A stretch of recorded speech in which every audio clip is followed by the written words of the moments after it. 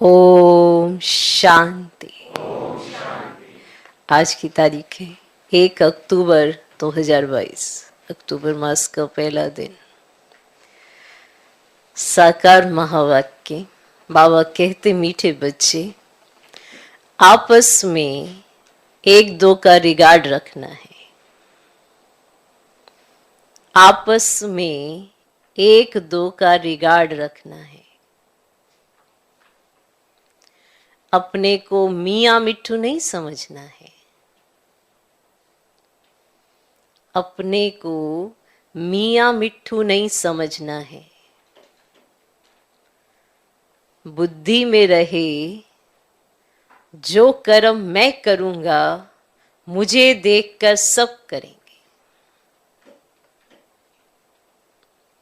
बुद्धि में रहे, जो कर्म मैं करूंगा मुझे देखकर सब करेंगे। बाबा कहते, मीठे बच्चे, आपस में एक दो का रिगार्ड रखना है। अपने को मियाँ मिट्ठू नहीं समझना है। बुद्धि में रहे, जो कर्म मैं करूंगा मुझे देखकर सब करेंगे। आज का प्रश्न, कौन सी अवस्था जमाने के लिए बहुत बहुत मेहनत करनी है? कौन सी अवस्था जमाने के लिए बहुत बहुत मेहनत करनी है? उत्तर, गृहस्थ व्यवहार में रहते स्त्री पुरुष का भान समाप्त हो जाए, मनसा में भी संकल्प विकल्प ना चले,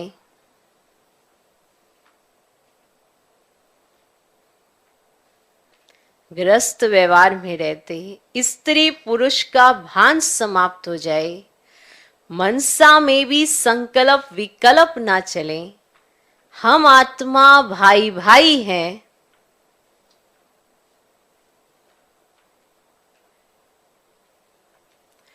प्रजापिता ब्रह्मा के बच्चे भाई बहन हैं, प्रजापिता ब्रह्मा के बच्चे भाई बहन हैं। ये अवस्था जमाने में टाइम लगता है।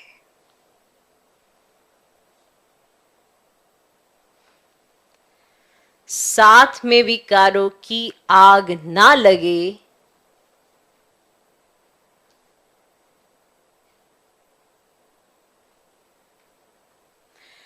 क्रिमिनल इंसल्ट ना हो, इसका अभ्यास करना है।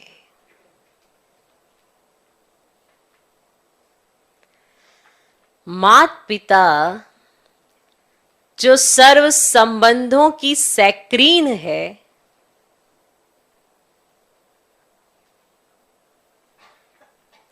माता पिता जो सर्व संबंधों की सैक्रीन है, उसे याद करना है।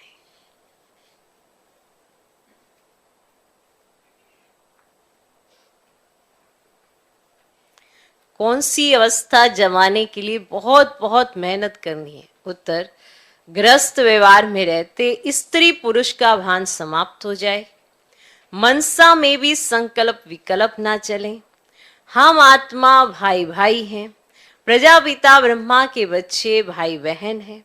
ये अवस्था जमाने में टाइम लगता है। साथ में रहते विकारों की आग ना लगे, क्रिमिनल सॉर्ट ना हो, इसका अभ्यास करना है। माता पिता जो सर्व संबंधों की सैक्रीन है, उसे याद करना है। आज का गीत है, बदल जाए दुनिया ना बदलेंगे हम। ओम शांति। यह बच्चों की गारंटी व प्रतिज्ञा है। प्रतिज्ञा कोई मुख से नहीं की जाती है। जब बच्चे बाप को पहचान लेते हैं तो प्रतिज्ञा हो ही जाती है। हर एक इंडिपेंडेंट पुरुषार्थ करता है पद पाने के लिए। स्कूल में सब इंडिपेंडेंट पुरुषार्थ करते हैं कि हम उच्च पद पाएं। यहां आत्मा पढ़ती है और परमात्मा पढ़ाने लिए जीवात्मा बनते हैं और इनमें प्रवेश कर इनको माने ब्रह्मा को और ब्रह्मा मुखवंशावली को पढ़ाते हैं। स्वयं ब्रह्मा को मुखवंशावली नहीं कहेंगे ना, क्योंकि ब्रह्मा का तो मुख लिया है। इनके मुख से, ये पॉइंट भी बाबा ने बहुत अच्छे से स्पष्ट किया है कि इनके मुख से हम बच्चे पैदा होते हैं। ये तो सबसे पहला है ही, इसलिए कहा ये मेरी स्त्री है, मैंने इसे अडॉप्ट किया है, मानव प्रवेश किया है। ये अडॉप्शन थोड़ा अलग है, बाकी सबकी अडॉप्शन अलग है, इनकी अडॉप्शन अलग है। ये स्त्री है, अडॉप्ट किया इनको, फिर इनके मुख से हमें रचा है। हम है ब्रह्मा मुखवंशावली। ब्रह्मा को ब्रह्मा मुखवंशावली नहीं कहेंगे। क्लियर? ब्रह्मा शिव की मुखवंशावली नहीं है, ब्रह्मा बाबा शिव बाबा की मुखवंशावली भी नहीं है। समझा? और ब्राह्मण ब्रह्मा मुखवंशावली हैं। शिव बाबा तो आकर इनमें प्रवेश कर अपना बनाते हैं। ये भी क्रिएशन है। पहले ब्रह्मा को रचते हैं, विष्णु को नहीं रचते। गाया भी जाता है ब्रह्मा विष्णु शंकर। विष्णु और शंकर और ब्रह्मा ऐसे नहीं कहा जाता, विष्णु शंकर और ब्रह्मा ऐसे नहीं कहा जाता है। पहले ब्रह्मा को रचते हैं, ब्रह्मा का ऑक्यूपेशन अलग है। ये हर एक बात समझने की है। इनको तमेव माता च पिता तमेव कहा जाता है, तो वह निराकार है ना। तो साकार में माता पिता चाहिए, तब पूछते हैं, साकार में माता पिता चाहिए, तब पूछते हैं मम्मा को माँ है? मम्मा की माँ है? कहेंगे हाँ। ब्रह्मा मम्मा की भी माँ है, ब्रह्मा की कोई माँ नहीं। ब्रह्मा की कोई, क्योंकि ब्रह्मा की कोई माँ नहीं। ये माँ माना ब्रह्मा बाबा फीमेल ना होने के कारण सरस्वती को मम्मा कहते हैं। बाप पढ़ाते हैं तो यह भी पढ़ते हैं। जैसे तुम स्टूडेंट हो वैसे ये भी है। शिव बाबा कोई स्टूडेंट नहीं है। ठीक, सारे संबंध क्लियर हो रहे हैं। शिव बाबा कोई स्टूडेंट नहीं है। तुम बच्चे ब्रह्मा का मर्तबा भी देख रहे हो कि ये सबसे जास्ती पढ़ता है। देखते हो ये बरोबर नजदीक है ना। तो पहले किसके कान सुनते हैं? ये ब्रह्मा सबसे नजदीक है। तो कहेंगे कि मम्मा बाबा जास्ती पढ़ते हैं, फिर नंबरवार सब बच्चे पढ़ते हैं। भले ही बाबा कहते हैं जगदीश बच्चा मम्मा बाबा से भी अच्छा समझाता है। बाबा की मुरली पढ़कर धारण कर फिर गीता मैगजीन आदि बनाते हैं, क्योंकि ये शास्त्र आदि पढ़ा हुआ है। अंग्रेजी में भी होशियार है। कौन? अंग्रेजी में भी होशियार है। अब इसको कहा जाता है रिगार्ड। जो बाप दादा देते हैं ये क्या है? रिगार्ड। स्टूडेंट को 1-2 का रिगार्ड रखना है। बाबा भी रिगार्ड रखते हैं ना, तो फादर को फॉलो करना चाहिए। भले अभी 16 कला नहीं बने हैं, नंबरवार तो होते हैं ना कोई भूले सबसे होती रहती हैं। इसीलिए तो अपने को मियाँ मिट्ठू नहीं समझना है कि ऐसे नहीं आज आप दूसरे की गलती देख रहे हो, कल आपसे भी हो सकती है। इसलिए अपने आप को मियाँ मिट्ठू नहीं समझना है। जैसे कर्म बाप करते हैं तो मैं करूंगा, मुझे देख सब करेंगे, तो 1-2 का रिगार्ड रखना है। जैसे बाबा रिगार्ड देते हैं ना, ऐसे हमें रिगार्ड देना है। बाबा को भी रिगार्ड रखना पड़ता है। लोग कहते हैं कि ये स्त्री पुरुष को भाई बहन बनाते हैं, तो जो बुद्धिवान बच्चा होगा तो झट कहेगा कि परमात्मा के बच्चे तो सब है ना, तो भाई बहन तो ठहरे ही ना। प्रजापिता ब्रह्मा के बच्चे भाई बहन हुए ना। अब ब्रह्मा बाबा सबका पिता है, अलौकिक पिता, तो सब उसके बच्चे हैं, तो क्या लगे आपस में, भाई बहन हुए ना। तो भाई बहन बनना अच्छा है ना। बाबा के बच्चे बनेंगे तो वर्षा ले सकेंगे, और वर्षा मिलना है शिव बाबा से, ब्रह्मा बाबा द्वारा मिलना है शिव बाबा से, पर मिलेगा ब्रह्मा बाबा द्वारा। तो ब्रह्मा कुमार कुमारी बनना पड़े, फिर कभी भी विकार में जा नहीं सकते, नहीं तो क्रिमिनल असॉल्ट हो जाए। बाबा कितना अच्छी रीति समझाते हैं, पवित्र रहने की युक्तियां भी बताते हैं। स्त्री भी कहती है बाबा, पुरुष भी कहते हैं बाबा, तो स्त्री पुरुष का भान टूट जाएगा। यह भी कहते हैं कि आदम और बीबी द्वारा सृष्टि की स्थापना हुई, तो सब उनकी संतान ठहरे, तो सब उनकी संतान ठहरे। अब भाई बहन ठहरे। कुमार कुमारी के लिए इतनी मेहनत नहीं है, जो सीढ़ी चढ़ गया है तो उनको उतरना पड़े, तो उतरने में मेहनत है। ऐसे नहीं दोनों को अलग अलग रहना है, सिर्फ कंपेनियन होकर रहो। सतयुग में कोई अपवित्र नहीं होते, और वहां बच्चे का भी इंतजार नहीं होता है, यहां बच्चे का इंतजार करते हैं। वहां समय अनुसार आप ही साक्षात्कार होता है। मनुष्य तो कहते ये कैसे हो सकता है। भला यहां के संपूर्ण विकारी कैसे समझें कि वहां निर्विकारी होते, वो सहज सी बात है ना। अब यहां बुद्धि है तमो प्रधान, तो सतो प्रधान बात डाइजेस्ट ही नहीं होगी, वरना समझ ही नहीं आएगी कि ये कैसे हो सकता है, वो कैसे हो सकता है। अब तमो प्रधानता में बुद्धि है, तो वो सतो प्रधान बुद्धि वाली चीजों को कैसे इमर्ज करेगी। इसीलिए बाबा कहते हैं मेरे से योग लगाओ, पावन बनो, तुम्हें हर चीज स्पष्ट समझ आएगी। इसीलिए कहते हैं कि योग बहुत जरूरी है, वरना समझ नहीं आती और फिर वापस वापस तमो प्रधान दुनिया में जाते रहते हैं। तो इसलिए बाबा ने भी कहा भला यहां के संपूर्ण विकारी कैसे समझें कि वहां निर्विकारी होते हैं। वहां देह अभिमान होता नहीं, यहां देह अभिमान रहता है, माना आत्मा और शरीर की न्यारी अवस्था होती है वहां, और यहां शरीर के साथ ही चिपके पड़े हैं, इतना देह अभिमान रहता है। जबकि मालूम है ये जो आज शरीर ऐसा दिख रहा है, कल कैसा दिखेगा, परसों, ये सब पता है, लेकिन इमर्ज नहीं रहता, इसलिए देह अभिमान आ जाता है। तो देह छोड़ने पर लोग कितना रोते हैं, वहां रोना होता ही नहीं।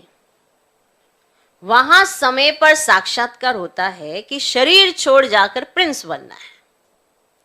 यहां भी तुम साक्षात्कार करते हो कि तुम भविष्य में जाकर महाराजा महारानी बनेंगे। श्री कृष्ण जैसा बालक गोद में देखते हो। साक्षात्कार से ये मालूम नहीं पड़ता कि सूर्यवंशी महाराजा महारानी बनेंगे या चंद्रवंशी, क्योंकि जो गोद में प्रिंस देखा है वो सूर्यवंशी देखा है या चंद्रवंशी देखा है, ये थोड़ा पता पड़ेगा, क्योंकि ये बिल्कुल नई बात है। इसीलिए कहा जाता है कि पहले बाप को पहचानो। बाप कहते देखो मैं कितना लवली हूं ना, मैं कितना लवली हूं। बाप कहते हैं कि सभी संबंधों की सैक्रीन मैं हूं, मैं कहता हूं मुझे याद करो। कहते हैं तमेव माता च पिता तमेव, तो एक एक बात में निश्चय बिठाना चाहिए, परंतु कोई ना कोई बात में संशय आ जाता है, फिर राजाई पद पा ना सके। इसीलिए बाप कहते हैं मन मना भाव, बाप को याद करो तो तुम आशिक ठहरे ना। यह है रूहानी आशिक माशूक। ये पक्का करना चाहिए कि हम आत्मा परमात्मा की आशिक हैं। श्री कृष्ण सबका माशूक तो हो ही ना सके, श्री कृष्ण को सब नहीं याद करते हैं, तो ये बाप कहते हैं मन मना भव। अब मेरे पास आना है, नाटक पूरा होना है, घर जाना है, तो घर जरूर याद आएगा। जब घर जाने का समय होता है तो सारी स्मृतियां इमर्ज होने लगती हैं। इस दुनिया से भी लगा सकते हो अंदाजा। तो हर एक बात की समझानी मुरली में मिलती रहती है। ऐसी कोई बात नहीं बची जिसकी समझानी आपको मुरली में ना मिलती हो।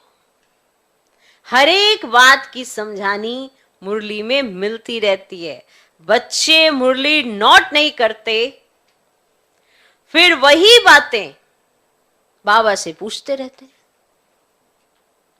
बाबा ने समझानी मुरली में दी और बच्चे मुरली की तरफ ध्यान नहीं रखते, नोट नहीं करते, फिर वही बातें फिर बाबा से पूछते रहते हैं। मुख्य बात है आशिक और माशूक की। सभी भक्त आशिक हैं क्योंकि परमात्मा को याद करते हैं, कहते मेरा तो एक दूसरा न कोई। तुम बच्चे इस समय सब नई नई बातें सुनते हो, परंतु सुनते सुनते माया थप्पड़ लगा देती है। रावण कम थोड़ी है, बाप सर्वशक्तिमान है, माया भी सर्वशक्तिमान है। आधा कल्प माया का राज्य चलता है। अब बाप कहते हैं 5 विकारों का दान दे दो तो ग्रहण छूटे, फिर भी एकदम छूटता नहीं है। कहीं दान देकर फिर वापस ले लेते हैं। ये पैसे की बात नहीं, विकारों की बात है। साधु सन्यासी पैसे के लिए कह देते हैं कि दान देकर वापस नहीं लेना चाहिए, क्योंकि इसमें उनकी कमाई है। कई मनुष्य फिर सन्यासियों के पास जाकर कहते बच्चा चाहिए, कहेंगे हमारी आशीर्वाद से हो जाएगा। अगर बच्चा हो गया तो कहेंगे हमने दिया, मर गया तो कहेंगे भाभी। अगर एक का कुछ काम हो गया तो बहुतों का विश्वास बैठ जाता है।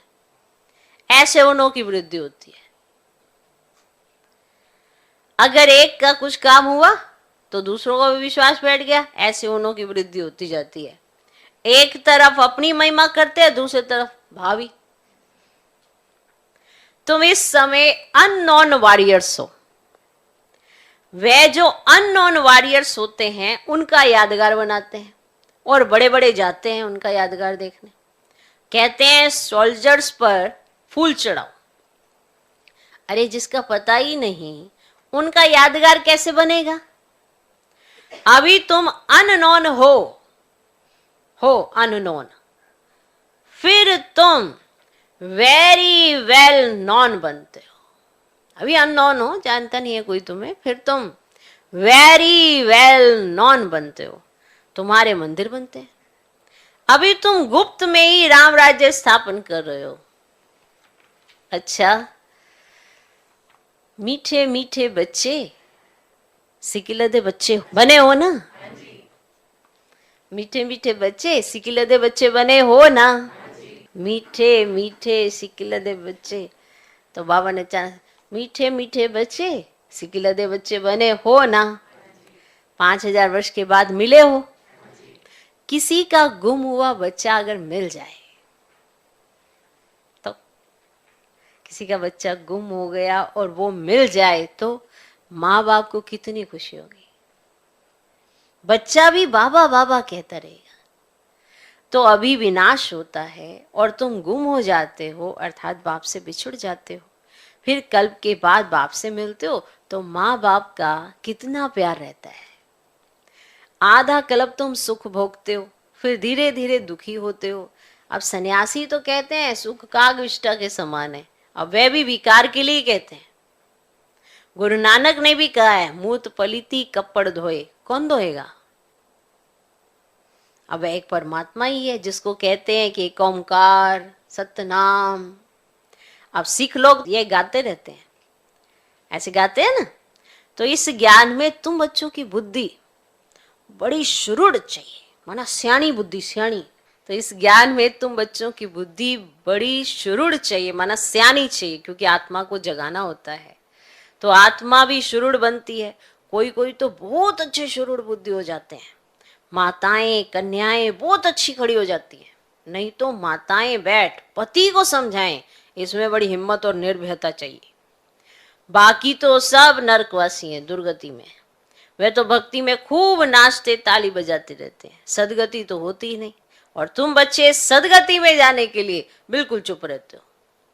नारद ने कहा मैं लक्ष्मी को वरूं? वास्तव में लक्ष्मी को वरने के लिए तुम पुरुषार्थ कर रहे हो। भक्त तो वर ना सके, लक्ष्मी नारायण को कैसे राज्य मिला, कब मिला और वे अब कहां गए, यह सिर्फ तुम जानते हो। इसीलिए तुम मंदिर में जाकर माथा नहीं टेकते हो। समझते हो ना कि हम ही लक्ष्मी नारायण बन रहे हैं। तुम्हारा माथा टेकना बंद हो गया है। वे कहते हैं ये नास्तिक हैं जो माथा नहीं टेकते। वास्तव में तुम ही आस्तिक हो, नंबरवार पुरुषार्थ अनुसार। अब वे तो नास्तिक हैं जो परमात्मा को ही नहीं जानते। तो अभी तुम धन के बने हो, फिर भी माया थप्पड़ लगा देती है, तो आर्फन निधन के बन पड़ते हैं। भले ही बूढ़े हैं परंतु माया उनको भी जवान बना देती है। माया के तूफान आते हैं। तुम्हें एक दो का हाथ पकड़कर सहयोगी बन इस नई यात्रा पर, बाप की श्रीमत पर चलते रहना है। सारा मदार है बुद्धि की यात्रा पर। अचल अडोल अंगद की तरह बनना है। अंत में वे अवस्था आनी है। अच्छा, मीठे मीठे सिकिलधे बच्चों प्रति माता पिता बाप दादा का याद प्यार और गुड मॉर्निंग। रूहानी बाप की रूहानी बच्चों को नमस्ते। हम रूहानी बच्चों की भी रूहानी बाप को नमस्ते नमस्ते नमस्ते। Good morning good morning good morning. धारणा के लिए मुख्य सर पहला पॉइंट, एक दो का हाथ पकड़ सहयोगी बन। एक दो का हाथ पकड़ सहयोगी बन, बाप की श्रीमत पर चलते रहना है। एक दो का हाथ पकड़ सहयोगी बन, बाप की श्रीमत पर चलते रहना है। बाप जो सर्व संबंधों की सैक्रीन है, बाप जो सर्व संबंधों की सैक्रीन है, उसे बड़े प्यार से याद करना है। दूसरा पॉइंट, जैसे बाप हर बच्चे को रिगार्ड देते हैं, जैसे बाप हर बच्चे को रिगार्ड देते हैं, ऐसे फॉलो करना है। अपने बड़ों को रिगार्ड जरूर देना है। जैसे बाप हर बच्चे को रिगार्ड देते हैं, ऐसे फॉलो करना है। अपने बड़ों को रिगार्ड जरूर देना है। जैसे बाप हर बच्चे को रिगार्ड देते ना बाबा, देते हैं ना। जैसे बाप माने छोटे बच्चे को भी बाबा रिगार्ड देते हैं। छोटा हो बड़ा हो कैसा हो, उसको पता है कि मैं ऐसा हूं नहीं जो भगवान मुझे रिगार्ड दे, लेकिन भगवान हर बच्चे को श्रेष्ठ नजर से देखते हैं। तो जैसे बाप हर बच्चे को रिगार्ड देते हैं, ऐसे फॉलो करना है। अपने बड़ों को रिगार्ड जरूर देना है। ऐसे नहीं कि अरे इसकी तो अवस्था ठीक नहीं है, ये तो पुरुषार्थ ही नहीं करता, ये तो मेरे से कम है। नहीं, आपने सबको बड़ा समझना है। ये नहीं समझना कि आप बड़े हो। ऐसे मियाँ मिट्ठू नहीं बनने की जरूरत है, क्योंकि बहुत सी ऐसी बातें होती हैं, किसी का संस्कार आपको दिखाई दे रहा है ऐसा, लेकिन अंदर खाते में उसका पुरुषार्थ बड़ा तेज है। वो आपको नहीं दिख रहा है, वो भगवान देख रहा है। तो जब सारा हिसाब होगा, जैसे होता है ना, कोई एक सब्जेक्ट में कमजोर होता है तो क्लास में बैठा होता है, वो कुछ नहीं सुना पाता, तो टीचर उसको सुना सुना सुना के चला जाता है, तो सारी क्लास में होता है ये नालायक ही है। पर वो अंदर ही अंदर ऐसी ऐसी प्रैक्टिस करता है कि उसमें लास्ट में स्कॉलरशिप ले लेता है, क्योंकि वो टीचर की बात को सुनता है, फील नहीं करता है, बात को सुनता है और उसको धीरे धीरे अडॉप्ट भी करना शुरू कर देता है। और फिर लास्ट जब रिजल्ट आती है तो क्या होता है, उसकी स्कॉलरशिप आई होती है। तो वो आप पे डिपेंड करता है कि हम किसी का एक या छोटा सा स्वभाव संस्कार देखकर सिर्फ उसी की कमियों का गायन कर रहे हैं, या अपने पुरुषार्थ की तरफ हमारा ध्यान है। अगर हमारा अपने पुरुषार्थ की तरफ ध्यान है तो दूसरों की कमियों की तरफ ध्यान नहीं होगा। तो बहुत अटेंशन देने की ज़रूरत पड़ती है। इसीलिए अपने से बड़ों को कभी ये ना सोचो ये तो ऐसा ही है, वो तो वैसा ही है। उनको ज़्यादा टाइम नहीं लगेगा, उन्होंने बहुत मेहनत की हुई है। कोई ऐसी छोटी सी भी बात, अगर मुरली का कोई भी ऐसा पॉइंट आया तो उन्होंने तो आगे बढ़ जाना है। हम यही देखते रह जाएंगे कि ये भी अभी तक ऐसे हैं, फिर क्या करेंगे, फिर क्या करेंगे। तो आज का वरदान, नथिंग न्यू के पाठ द्वारा विघ्नों को खेल समझकर, नथिंग न्यू के पाठ द्वारा विघ्नों को खेल समझकर पार करने वाले अनुभवी मूर्त भव। नथिंग न्यू के पाठ द्वारा विघ्नों को खेल समझकर पार करने वाले अनुभवी मूर्त भव। विघ्नों को देखकर घबराओ नहीं। मूर्ति बन रहे हो तो कुछ हैमर तो लगेंगे। हैमर माना हथौड़े, भाई ना, हथौड़े लगे कोई मूर्ति तैयार हुई है क्या? मूर्ति बन रहे हो ना, ताकि मंदिर में पूजे जाओ, तो हैमर तो लगेंगे ही। हैमर से ही तो ठोक ठोक कर ठीक करते हैं। जब फेस बनाना होता है ना मूर्तिकार को, तो उसकी बड़ी मशक्कत लगती है, बड़ी मेहनत लगती है उसकी, क्योंकि महीनता का काम होता है। नाक बनानी है, बड़ी महीनता से उसको ठोकना पड़ता है। ऐसा ना हो कि एक ऐसा लगा ना कि कान बनाने हैं। मना मूर्तिकार को ये जो बनाना है ना फेस, इसमें सबसे ज्यादा मेहनत लगती है। वही हालत हमारी है। एक है बाबा के बन गए ठीक है, उसके बाद ही तो आपकी ठोका ठाकी शुरू होनी है। इतने में ही घबरा जाते हैं, जरा सी कोई बात हुई नहीं, फीलिंग ले लेते हैं और फिर फेल हो जाते हैं। और वो ऐसे फेल होते हैं कि मूर्तिकार जो मूर्ति बना रहा है, मूर्ति तो बनी नहीं। सतयुग में तो आएंगे, माना कब आएंगे पता नहीं। बाबा को तो पहचाना, चलो स्वर्ग में तो आ जाएंगे, पर सतयुग में आएंगे, त्रेता में आएंगे, ये पता नहीं। इसलिए अगर बनना है मूर्ति तो विघ्नों से घबराना नहीं, हैमर से घबराना नहीं, ठोक ठोक के ही बनती है मूर्ति। तो जितना आगे बढ़ेंगे उतना तूफान ज्यादा क्रॉस करने पड़ेंगे। लेकिन आपके लिए तो ये तूफान तोहफा है अनुभवी बनने के। इसलिए यह नहीं सोचो कि क्या सब विघ्नों के अनुभव मेरे पास ही आने हैं। नहीं, वेलकम करो, आओ। नथिंग न्यू का पाठ पक्का हो तो यह विघ्न खेल लगेंगे। आज का स्लोगन, सत्यता की विशेषता हो तो आत्मा रूपी हीरे की चमक चारों ओर स्वतः फैलती है। सत्यता की विशेषता हो तो आत्मा रूपी हीरे की चमक चारों ओर स्वतः फैलती है। ओके, मातेश्वरी जी के अनमोल महावाक्य। अगर कोई ये प्रश्न पूछे कि ये जो अपने को इस संगम समय पर ईश्वरीय नॉलेज मिल रही है, वो फिर से अपने को सतयुग में मिलेगी? अगर कोई ऐसा प्रश्न पूछे कि जो अपने को संगम पर यह नॉलेज मिल रही है, तो क्या यही वाली नॉलेज हमको फिर सतयुग में मिलेगी? अब इस पर समझाया जाता है कि सतयुग में तो हम स्वयं ज्ञान स्वरूप हैं, देवताई प्रारब्ध भोग रहे हैं, वहां ज्ञान की लेन देन नहीं चलती। अब ज्ञान की जरूरत है अज्ञानियों को, परंतु वहां तो सब ज्ञान स्वरूप है, तो वहां कोई अज्ञानी रहता ही नहीं जो ज्ञान देने की जरूरत पड़े। अब तो इसी समय अपन सारे विराट ड्रामा के आदि मध्य अंत को जानते हैं।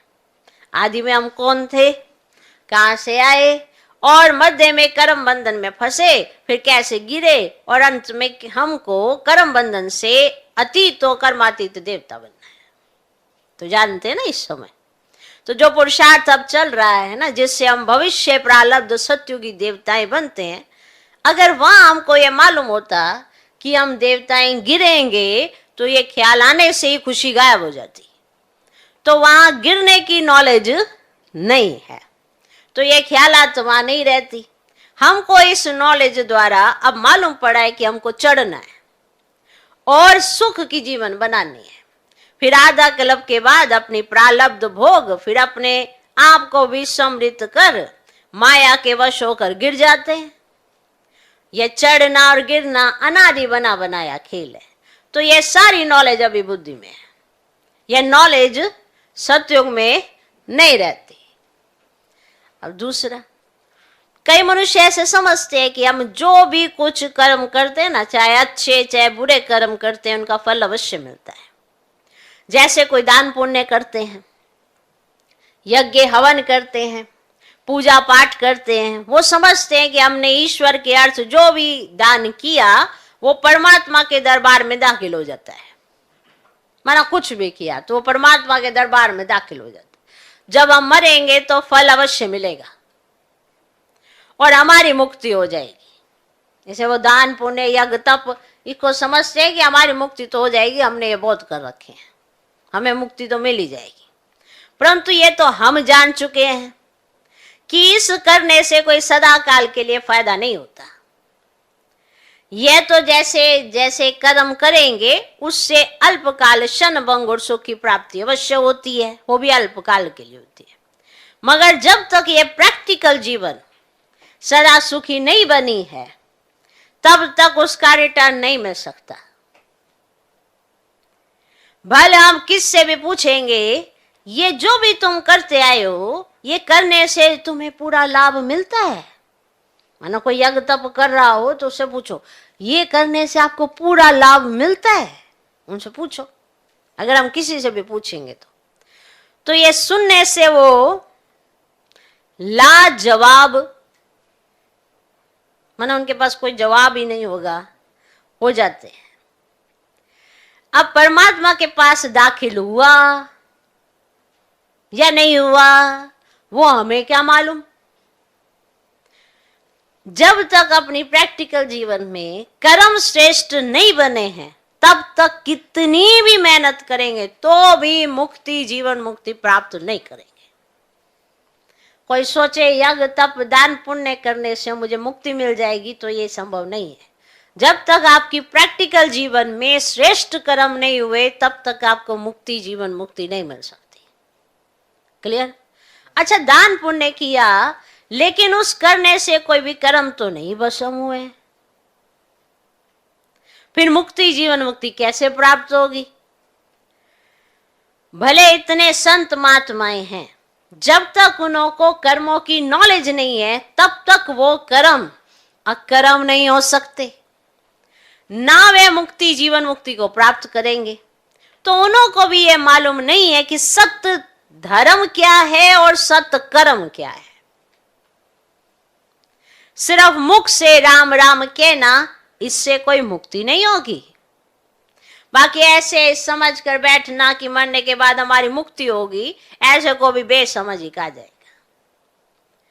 तो उनको ये भी पता ही नहीं है कि मरने के बाद क्या फायदा होगा, क्या फायदा मिलेगा, कुछ भी नहीं।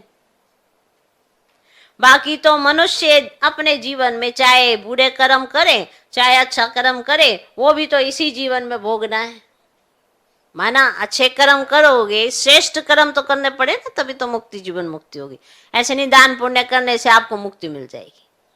तो अब ये सारी नॉलेज हमें परमात्मा टीचर द्वारा मिल रही है कि कैसे शुद्ध कर्म करके अपनी प्रैक्टिकल जीवन बनानी है। प्रैक्टिकल करना है, सब कुछ प्रैक्टिकल करना है। ऐसे नहीं सुना और सुनाया और ऐसे राम राम करवाना शुरू कर दिया। प्रैक्टिकल जीवन बनानी है। अच्छा, ओम शांति।